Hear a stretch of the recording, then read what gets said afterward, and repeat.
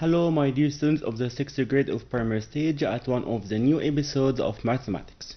Today we are going to learn the last item in mathematics curriculum, which is how to draw the pie chart اللي هي بنسميها مع بعض data representation.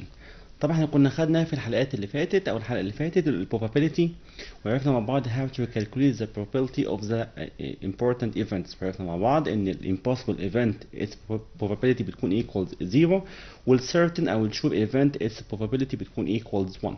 تمام. النهارده ناخد مع بعض بقى نوع جديد من ال data representation اللي هو using the pie chart. pie chart is a circle. كنا خدنا الموضوع ده السنة اللي فاتت وكنا فهمنا مع بعض ان the pie chart is a method for representing data. تمام. بيكون في عندي طبعا data سواء مثلا كان money saved مثلا by a person، سواء مثلا marks of some students او whatever. ببدأ ان انا اعمل representing للداتا دي using pie chart.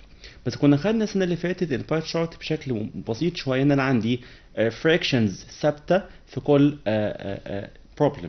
يعني كان عندي مثلا 50 half مثلا، وعندي quarter، وعندي 1 over 8 وهكذا. فكان في عندي fractions ثابتة انا كنت ببدأ من خلالها ان انا اعمل data representation. الهاف كنت اعملها in a semicircle، الكوارتر كنت اعملها في quarter circle and so on. تمام. النهارده يكون الوضع مختلف شوية، ان هيكون عندي table في داتا معينة، والداتا دي بقى محتاج ان انا اعمل لها representation using the pie chart. مش هيكون في عندي fractions، هيكون عندي percentage. تمام. يعني مثلا 20%، 50%، 35%. فبيكون الوضع مختلف شوية في الداتا representation موجودة معايا في السنة دي. تمام. طيب اول حاجة بس نفتكر مع بعض كده ان انا لو عندي circle، فانا عندي sum of central angles around the center of the circle equals 360. يعني دي من ضمن الفاكتس بتاعتي المهمة جدا. لما يكون عندي circle انا عارف ان الانجلز دي كلها around the circle او around the center of the circle بتكون equals 360. تمام. يبقى انا هبدأ احول البرسنتج اللي عندي دي من percentage ل central angle او لانجل. يبقى عايز اشوف مع بعض هي 20% دي هتكون out of كام؟ 360. يعني 20% هتكون equals out of 360 كام degree؟ هل 70؟ هل 72؟ طبعا هنشوف الكلام ده ب mathematical operation كده بسيطة قوي، ان احنا نعمل divide by 100 multiply by 360 to convert the percentage من percent لايه؟ لcentral angle. تمام؟ طيب يبقى خلينا فاهمين مع بعض ان احنا النهارده هنعمل pie chart. ازاي هنشوف احول البرسنتج عندي من percentage ل central angle. تمام. طب اول حاجه بس طبعا لما اجي اعمل باي تشارت محتاج ان انا ارسم سيركل طبعا with suitable radius. يعني في بعض الناس تقول 5 سنتيمتر، في 6 سنتيمتر، ممكن يكون suitable radius بحيث انه ما يكونش very small ولا very big. تمام. طبعا محتاج ان انا اعمل الجراف ده using compass. اوكي. وطبعا يكون معايا protractor، وطبعا اكيد لازم يكون معايا رولر. فدي التولز اللي انا هستخدمها النهارده ان انا عشان اشتغل او اعمل باي تشارت. يعني محتاج كامبس، تمام، ومحتاج بروتراكتور، وكمان محتاج ايه؟ يكون معايا رولر عشان اقدر اعمل باي تشارت بشكل ايه؟ بشكل سليم. المهم طبعا لازم يكون عندي في الفاينل اكزام كويستشن في الباي تشارت ده لازم. يبقى غالبا بيكون حتى لاست كويستشن في الاكزام خالص، بيكون جايب لي كده تيبل في طبعا داتا بتتكلم عن ايشيو معينه، وبيقول مع بعض represent this data using ايه؟ using the pie chart. اوكي. طيب لو خدنا كاكزامبل كده بسيط ان انا عندي باي تشارت مثلا، او عندي تيبل زي اللي احنا هنشوفه كده مع بعض. بقول مع بعض ايه؟ the following table showed the favorite sports for 120 pupils in a school. تمام. يبقى انا بتكلم مع بعض على favorite sports ل 120 pupils. تمام. عندي الفوتبول بتكون 40%، والفوليبول 10%، والسويمنج 30%، واخر حاجه الباسكتبول بتكون 20%. تمام. طلب مني اول حاجه في الكويستشن ده represent this data using the pie chart. يبقى احنا خلينا يعني ملاحظين حاجه مهمه جدا، ان انا عندي مديني الكوانتيتيز من ده لايه؟ مديالي in percentage form مش fraction ولا central angle. فيبقى كده step 1 لازم اعمل converting من ال percentage form دي لل angles بميجر معين. تمام. طيب طبيعي جدا لما اجي اعمل convert من percentage لاي quantity تانية هعمل ايه؟ we have to divide by 100 times by whole quantity اللي موجود عندي. لو انا عايز اعمل convert ل circle of sectors انا عارف ان السم كلها equal 360. تمام. فهعمل ال percentage اللي عندي divided by 100 multiply by 360 او in one step you can multiply the given number by 3.6. اوكي. طيب يبقى انا النهارده دلوقتي اول حاجه هنعمل convert من percentage ل central angle. تمام. انا حتى ممكن اعملها بشكل كده يكون في table يعني يكون بسيط. فطبعا هنا بعمل table يكون عندي موضوع طبعا بسيط. تمام كده. طبعا بيكون table with 3 columns.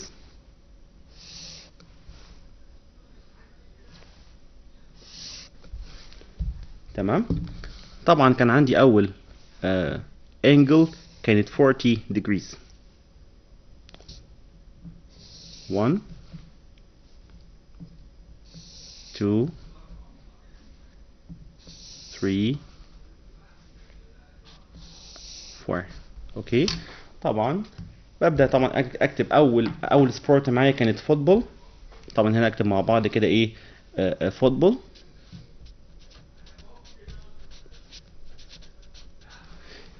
كانت 40%. فهعمل الاوبريشن بتاعتي ان هي 40 multiply by 360 divided by 100 او هعمل 40 divided by 100 بعد كده multiply by 360. كل ده يكون equals 144 degrees. تمام. يبقى الفوتبول the central angle equals 144 degrees. طب second one هنا عندي هيكون ايه؟ هيكون volleyball. تمام. هنا هيكون equals 10 multiply by هنا هيكون 360 نفس الاوبريشن بالظبط divided by 100 equals في الاخر 36 degrees. تمام. طيب the third sport اللي بتكون swimming. طبعا نفس الكلام كانت ك percentage كانت 30% multiply by هقول 360 نفس الكلام divided by 100. اخر سبورت طبعا دي هتكون equals ك central angle 108 degrees.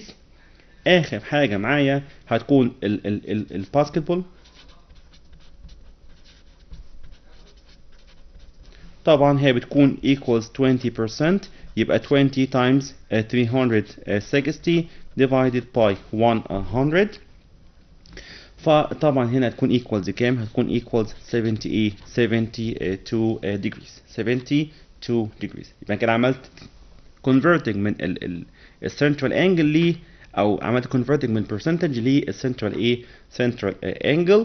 step number 2 بقى we have to draw the pie chart بقى نفسها. طبعا we can draw a circle طبعا with a suitable radius يا جماعه. مش بقول radius معين يعني عايز 5 سنتيمتر عايز 6 سنتيمتر.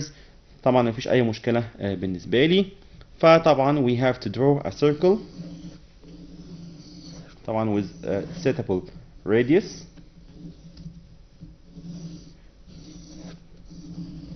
يكون طبعا بالسايز ده كده معايا. تمام. وبعد كده هبدا ان انا draw a center. طبعا هنا عندي بيكون طبعا center هنا بيكون واضح. ف radius. تمام. وبعد كده بقى use the protractor طبعا to draw the ايه the angles.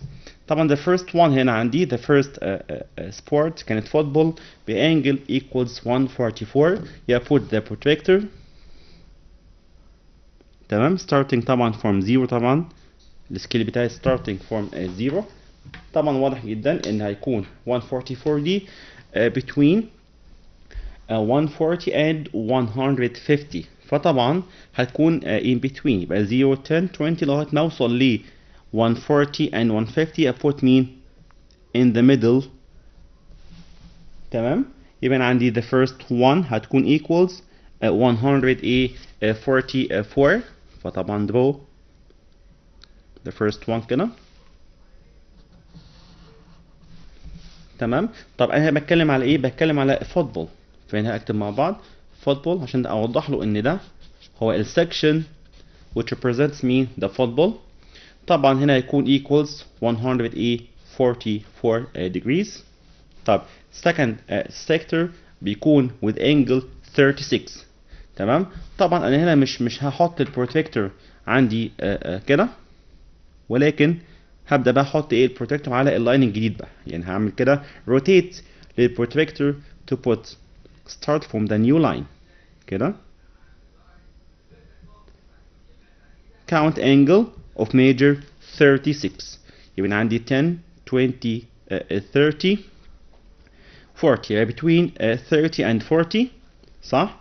we put a dot كده عشان توضح لي ان هنا الانجل او السيكتور ده بيكون 100 بتكون 36 degrees. فطبعا draw a line. تمام. طبعا يبقى second sector represents volleyball which equals 36 degrees. تمام. the third one equals 108 low swimming. طبعا we have new line يبقى هقف كده. we have to start from 0 طبعا ending at 108. يبقى هنا طبعا 108 between 100 and 110. بس طبعا هتبقى اقرب شويه ل 110. تمام. هنا عندي طبعا 110 هتكون في المكان ده. تمام. the third sector represents the swimming.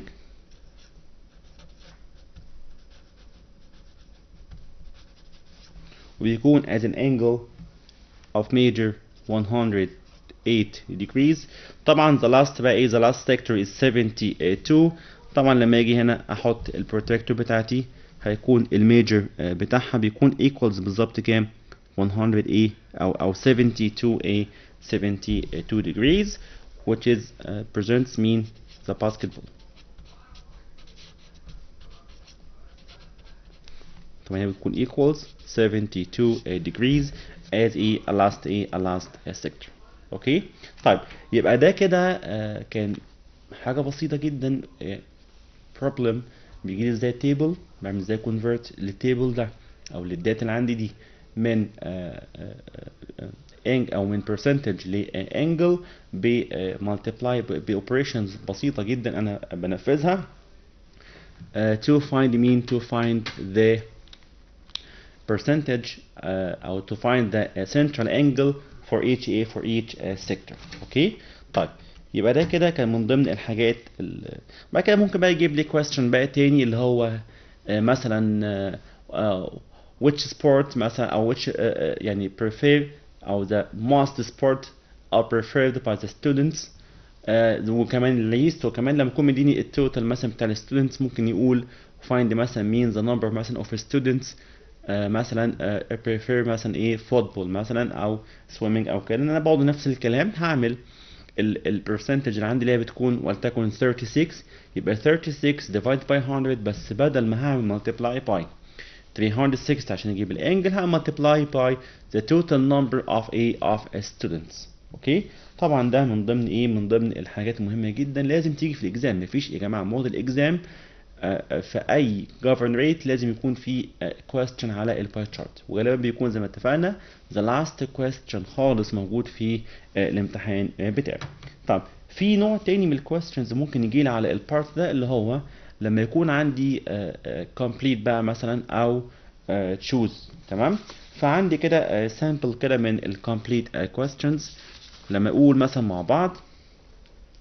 طبعا احنا عارفين احنا قلنا ان some of central angles around the center of the center of the circle بتكون equal 360.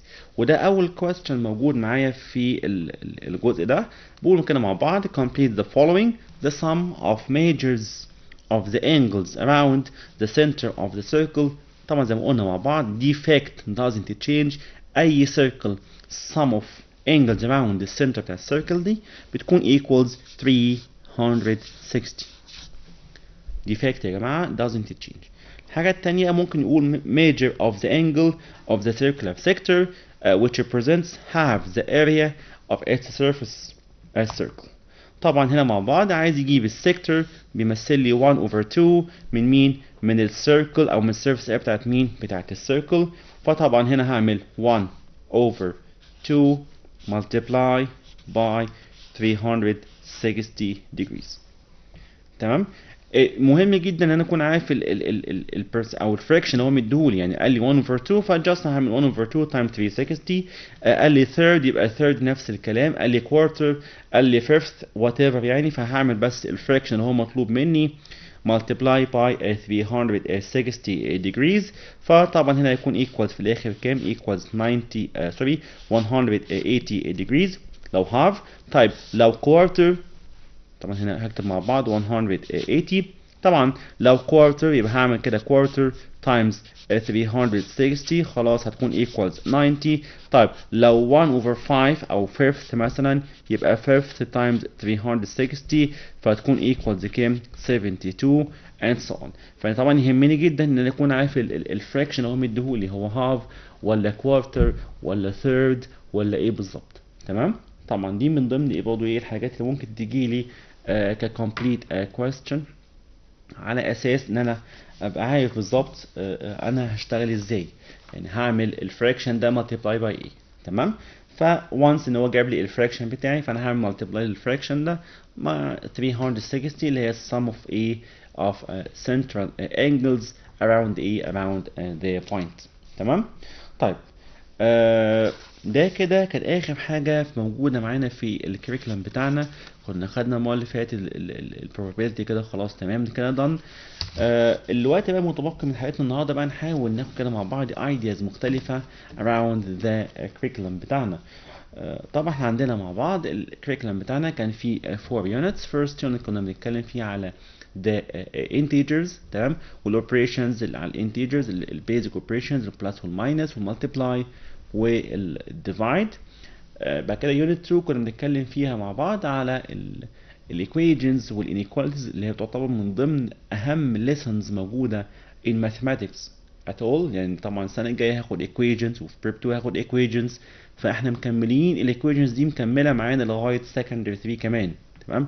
بس طبعا كل مره بيكون الليفل الديفيكالتي بتاعها بيكون اصعب شويه. فالسنه الجايه هتبقى اصعب شويه. في prep 2 هتبقى اصعب لغايه ما نكمل ل secondary stage. يونت 3 بنتكلم فيها او كنا اتكلمنا فيها على الجيومتريك ترانسفورميشنز وسبيشالي كنا اتكلمنا على الترانسليشن ازاي اعمل ترانسليت لفيجر من بوزيشن لبوزيشن تاني بماجنتيود ودايركشن معين. وكمان كنا خدنا lateral area و total area of the cube وكيبويد اللي تعتبر من الليسنز برضه المهمه شويه لان فيها رولز محتاج ان انا اكون يعني aware بكل الرولز والتفاصيل اللي موجوده في الليسن ده. كان بعد كده عندنا اخر يونت اللي احنا كنا اتكلمنا فيها الحلقه اللي فاتت اللي هي probability وباي تشارت اللي غالبا اي كريكولم بينتهي طبعا بجزء statistics اللي احنا كنا خدناه المره اللي فاتت وكملناه النهارده. فطبعا انا كده معايا samples من some questions على الكريكولم يعني متنوعة على في جزء على يونت 1 وفي جزء على يونت 2. طبعا هنحاول من خلال الأسئلة دي ان احنا نعمل ريفيو بشكل كبير على كل الايتمز الموجودة معانا. طيب طبعا معانا كده questions مثلا بنتكلم فيها مع بعض على الباترن والجزء كمان اللي هو Z positive و Z negative وكل الايدنتيتيز دي. فمثلا لما اتكلم كده مع بعض على اول question هنا بقول complete the following. بقول مع بعض negative 11 space Z positive. طبعا عندي negative 11 in a set يبقى set of negative 11 space و Z ايه Z positive. طبعا انا في الحالة دي طبعا هنا في set صح، و Z positive already اصلا بتكون set. Then we have to choose one of the symbols. يا اما اقول subset يا اما اقول ايه not subset. هقول واحدة من الاتنين دول. طيب يبقى انا عندي negative 11 هتكون belong او sorry subset ولا not subset of Z positive. طبعا واضح جدا ان Z positive مفيش فيها elements بتكون negative خالص. فطبعا هنا اقول ان الاوبريشن هنا او السامبل يوزد هنا هيكون ايه، هيكون subset او not ايه. طبعا هنا اختار مين not subset. تمام. طيب نمبر 2 بتكلم فيه مع بعض على sequence او pattern يعني ايه constant. هنا بقول 7 بقت 15 39. طبعا time plus a time plus 8 8 بقت 23 plus 8 and so on. يبقى انا عندي طبعا 39 نفس الفكرة plus equals 30 هتكون equals 40 47 plus 8 هتكون equals 50 54 او 50 47 plus 8 هتكون equals 55. يبقى هنا نقول مع بعض each time بعمل طبعا هنا هيكون 7 بقت plus 8 يبقى 15 plus 8 بقت 8 plus 8 هتكون 30. ال following element هنا 7 بعد كده plus 8 5. تمام. في negative bracket 7 plus negative a negative 5. طبعا هنا في عندي two methods زي كده. the first method ان انا هعمل البراكت الاول 7 plus negative 2 هتكون الانسر equals positive 2. مكان هعمل negative 5 multiply by positive 2 وده ميثود طبعا سهله جدا. في another one which is distributive property ان انا هعمل negative 5 multiply by each of 7 and negative 5. هنا ابسط شويه. هنا هقول مع بعض negative 5 مش هكون بالي هعمل negative 2 which is negative 5 multiply which is negative 8. اوكي ده كده كان يعني على اللي هي set of integers lesson اللي كان في اليونت ده اللي هو numerical sum. في بعد كده عندي تانية هتكلم فيها مع بعض يونت 3. هنتقل ليونت 3 فيها كمان كان فيها الكيب.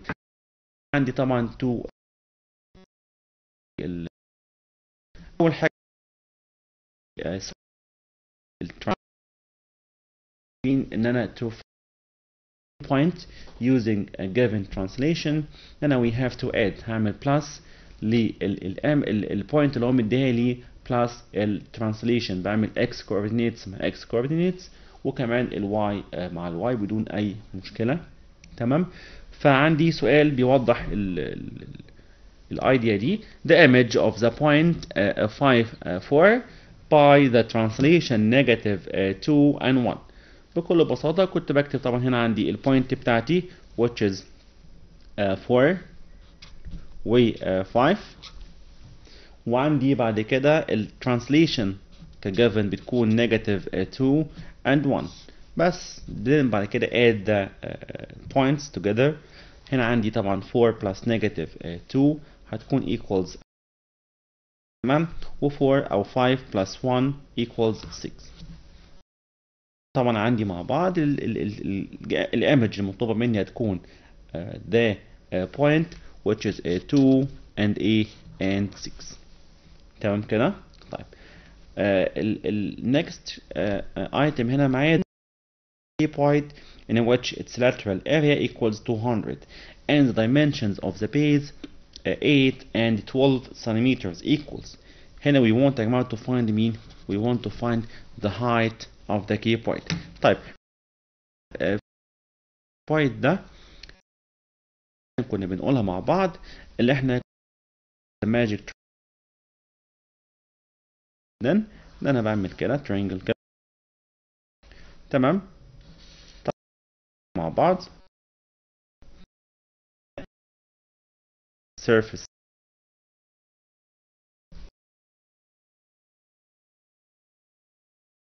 اللي هو ايه؟ هو كان plus هنا مثلا بقول complete برضو بكمل مع بعض كده complete question z equals z negative union space union space. تاني طبعا انا عارف ان z عامة ك integers هي contains of 3 sets فيها z positive فيها z negative وكمان هيكون فيها the set of 0.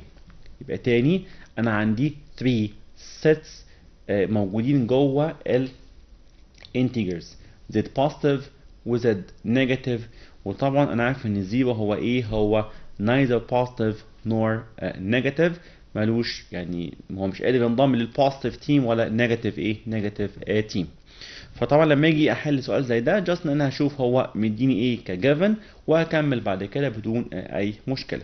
فقول كده مع بعض ان الزد ده هتكون equals z positive union 0 set of 0 union ايه؟ union z ايه؟ z positive. تمام. يبقى تاني انا باكد مع بعض ان الزد هي الset of integers اللي هي contain 3 sets z positive z negative and 0. فوانس ان هو جاب لي واحده من ال 3 sets دول فطبعا انا هكتب ال 2 sets التانيين اللي هو المفروض هيكملوا لي الجيفن set عشان اكون مع بعض حاجه اسمها ايه؟ set of ايه؟ set of integers. تمام. طيب number 7 بقول مع بعض كده في multiplication بقى operation اللي هي negative 125 multiply by negative 4. طبعا هنا في عندي نوت مهمة جدا. هنا في عندي negative number و negative number تاني. طبعا انا عارف في fact مهمة قوي بتقول لما يكون في عندي two negative numbers يبقى البرودكت بتاعهم هيكون equals positive. يبقى لازم اكون انا فاهم الفاكت دي. محدش يقول ان الانسر عندي هيكون equals negative. الكلام ده لما يكون two numbers negative بعمل لهم plus. تمام. انما هنا عندي two numbers multiply مع بعض هيكون الانسر positive ايه؟ positive integer. فطبعا هنا عندي negative مع negative it will be positive 125 multiply by 4 equals هنا كام؟ equals 5 500. هو ايه اللي حصل؟ negative multiply negative it will be positive sign 125 multiply by 4 بدون اي مشكلة هتكون equals ايه؟ equals 500. طيب next one the set of the solution of the inequality negative 2 less than x less than 0. هنا بقى في عندي inequality بشكل غريب شوية اللي هي بيكون x in the middle و number on left و number on the right. طبعا لما اجيب مع بعض النمبرز اللي هي between the two numbers given فبشوف كده مع بعض ايه numbers اللي بتكون between negative 2 و 0. طبعا هنا باخد النمبر in between بس مش باخد لا نيجاتيف 2 ولا 0 عشان مفيش equal موجودة عندي هنا ولا موجودة عندي 0. فجاست ان انا بعمل او باخد النمبرز الموجودة between negative 2 و 0. طبعا هو only one integer which is a which is negative a negative 1. يبقى النمبر الوحيد اللي موجود between negative 2 و 0 هو بيكون the negative a the negative 1. تمام. طيب في عندي لو خدنا بعد كده type تاني of questions اللي هو بيكون multiple choice. طبعا انا عارف الامتحان بتاعي بيكون فيه complete، بيكون فيه choose، وبيكون فيه كمان اسئله A و B، او يعني احنا بنسميها AC questions، او اسئله انا لازم طبعا اكتب الستبس بتاعتي في الحل بتاع كل question خاص بيه. طبعا في السكند ايتم هنا معايا، او في السكند هنا question هتكلم فيه مع بعض على يعني choose the correct answer طبعا. فهنا بقول مع بعض ان لو عندي perimeter of the one face of a cube equals 20 centimeters, then its total area هتكون equals ايه؟ طبعا هنا عندي مع بعض في given مهم قوي اللي هو بيقول فيه ان the perimeter of one face of a cube equals 20 centimeter. طبعا في الحالة دي we have to find مين؟ we have to find the edge length. طب احنا عارفين ان الكيوب ده is a solid with all squared faces، الفيسز كلها بتكون square، وعايز اجيب مع بعض الادج لينث بتاعي. فاول حاجه هنا عندي الجيفن بيكون ايه؟ بيكون ان البريمتر بيكون equals 20، فانا to find the edge length فانا هعمل ايه؟ هعمل 20 هنا divided by 4، 20 divided by 4 to find ايه؟ to get 5 سنتيمتر. صح كده؟ يبقى انا هنا عندي مع بعض الكيوب ده الايدج لينث بتاعه بيكون equals 5 سنتيمتر. بعد كده هبدأ ان انا apply the rule طبعا for calculating the total area of the cube. طبعا انا عندي ان total surface area TSA is given by side multiply side multiply 6، او هنسميها edge by 6. اوكي، فجاست ان انا هعمل 5 multiply 5 multiply 6. تمام، فطبعا هنا اقول مع بعض 5 times 5 times 6 في الاخر هتكون equals كام؟ equals 150 سنتيمتر squared. تمام. طيب number 2، a coin is tossed 250 times, then the closest expected number of appearing ahead equals. طبعا انا عارف ان الكوين has two faces، يعني في عندي head وفي عندي tail، فطبيعي جدا لما يكون عندي 250 trials of tossing this coin، فانا هبدا اعمل divide للنمبر ده divided by 2. طب ليه divided 2؟ because I have only two faces head and tail، فجاست ان انا بس هعمل 250 اوكي طبعا divided by 2 to find the result which is هنا كام؟ 125. طبعا هنا هشوف مع بعض which of these answers is closest to 125. طبعا هنا هستبعد ال 199 بعيدة جدا، وال 150 هنا بقى عندي في two answers renaming بيكونوا 124 و 127. طبعا هنا عندي هيكون الوحيد اللي هيكون closed هيكون كام؟ هيكون equals 124.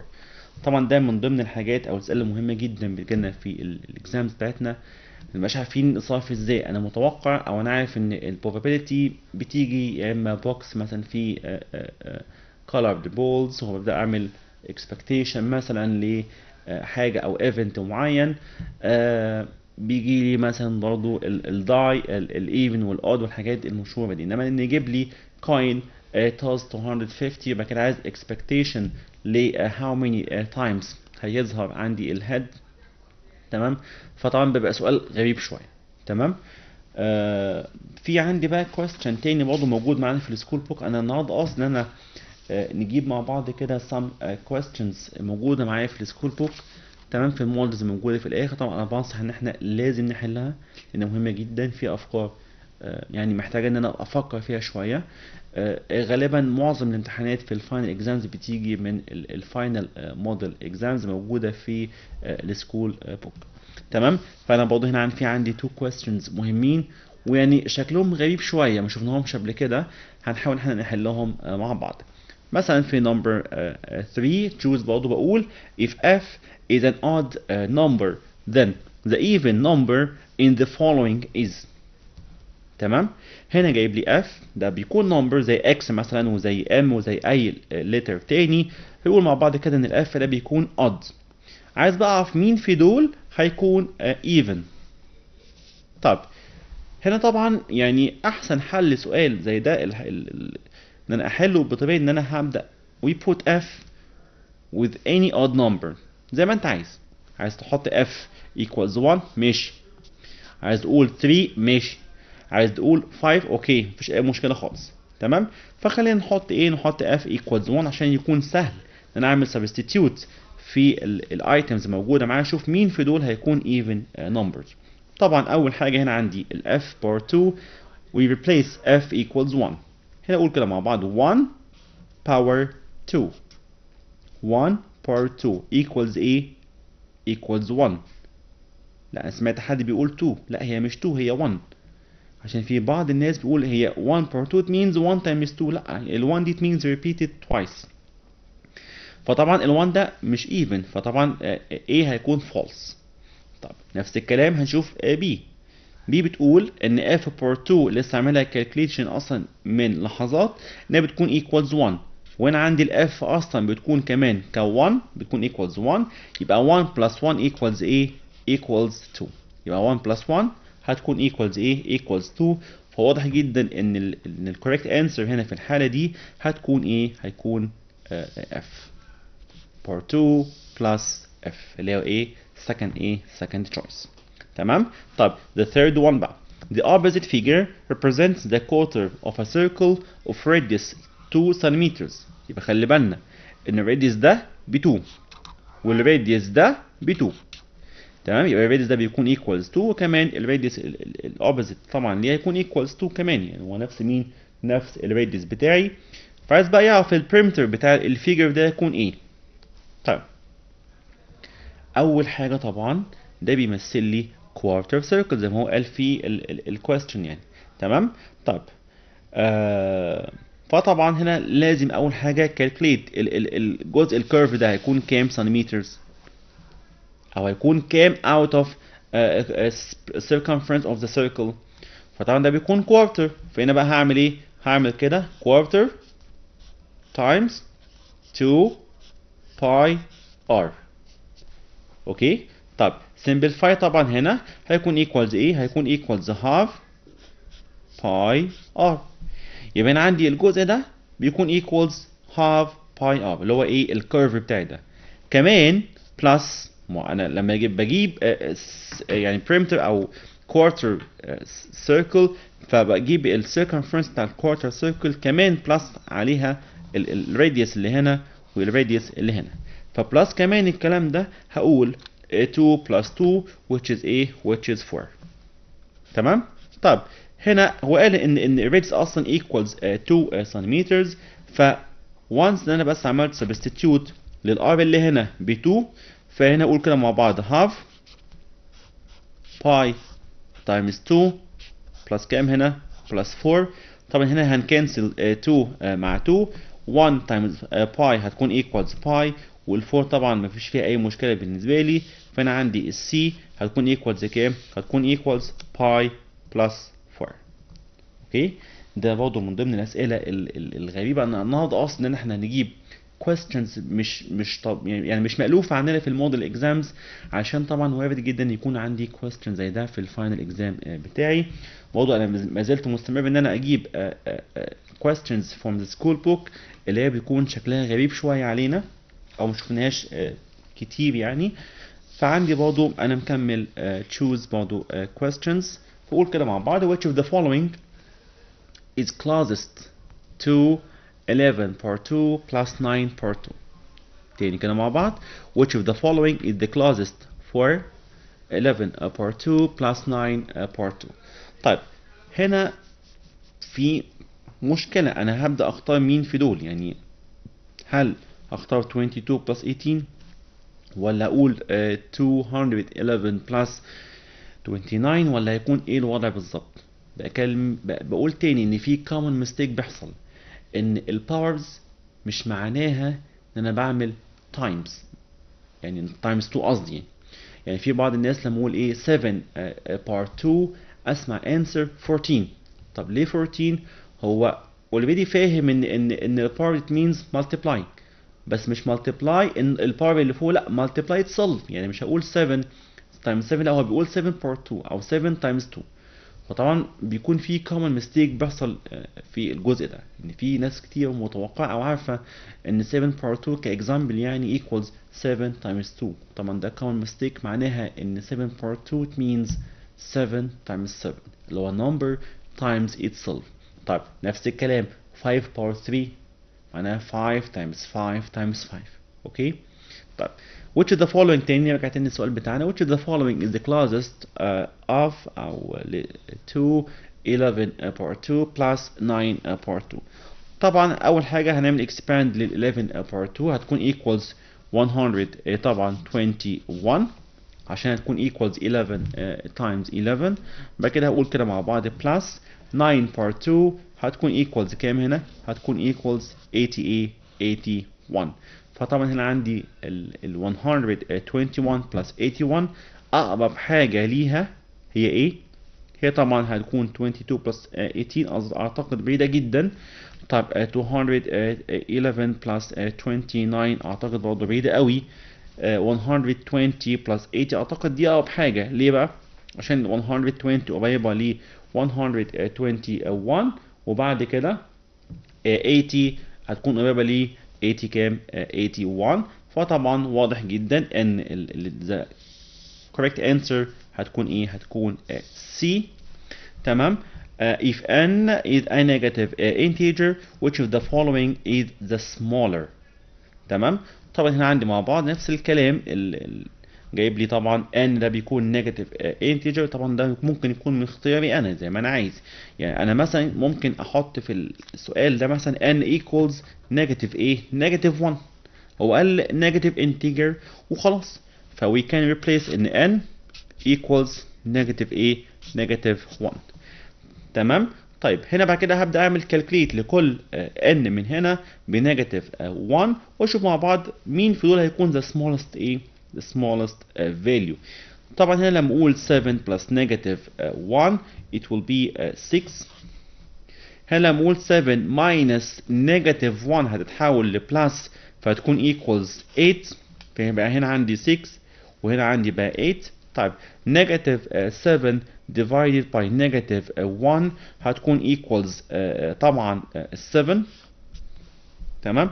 ولما اقول هنا 7 times negative 1 هتكون هنا equals كام؟ equals negative. اكني بعمل arrange بالظبط يا جماعه.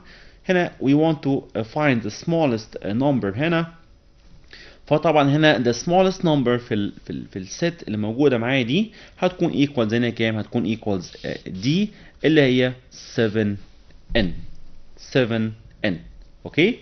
طيب نحاول نحل كده يعني 2 questions بشكل سريع قبل حلقتنا خلاص، لان حلقتنا يعني على مشارف طبعا انها تنتهي. فنحاول ناخد كده 2 questions بشكل بسيط، واحد على الايكويجن وواحد على الباورز. اوكي. طيب the third one هنا هنقول 7x equals negative 42. negative 42. فطبعا هنا مع بعض دي كده multiplying. احنا عارف في الايكويجن ان انا لما اجي اعمل multiplying بعمل opposite operation ف we have to divide. يبقى نقول مع بعض كده ان الاكس هتكون in one step negative 42 divided by 7. تمام كده. طبعا negative 42 divided by 7 فهوصل في الاخر الى ان الاكس بتاعتي هتكون equals ايه؟ equals negative ايه؟ negative 6. اوكي. طيب letter B هنا find both the result of 7 power 5 times 7 power 4 divided by 7 power 7. طبعا في الحالة دي ده سؤال مباشر على الباورز. طبعا لما يكون عندي في multiplication sign we have to add the powers. هنا عندي طبعا هنا اقول هنا طبعا 7 و7 و7 كلهم بيكونوا زي بعض، فهنا نقول مع بعض كده تبقى ايه؟ هتبقى 7 باور هنا كام؟ هنا 4 plus 5. 4 plus 5. ليه plus؟ عشان في المالتيبليكيشن اوبريشن بعمل plus لمين؟ plus للباورز. يبقى انا عندي 4 plus 5 هتكون equals 9 و 7 power 7. طبعا we have to divide هنا. طبعا في حالة الديفايد we subtract the powers. فهنا أقول مع بعض 9 minus 7 هتكون equals 2. يبقى 7 per 2 هتكون equals ايه؟ equals 49. دي كانت بتكون آخر result موجودة معايا في السؤال ده. طبعا أنا النهاردة عملنا ريفيو بشكل سريع على المنهج بتاعنا. خدنا questions أعتقد خاصة بكل لسه موجودة في معايا في المنهج بتاعنا. هنا وقفنا طبعا لآخر جزء في حلقتنا النهاردة، وهو الجزء بتاع البارز، ويبقى كده حلقتنا انتهت إن شاء الله. Hope you understand what I say in this episode. Best of luck, thank you and goodbye. See you soon for the next time.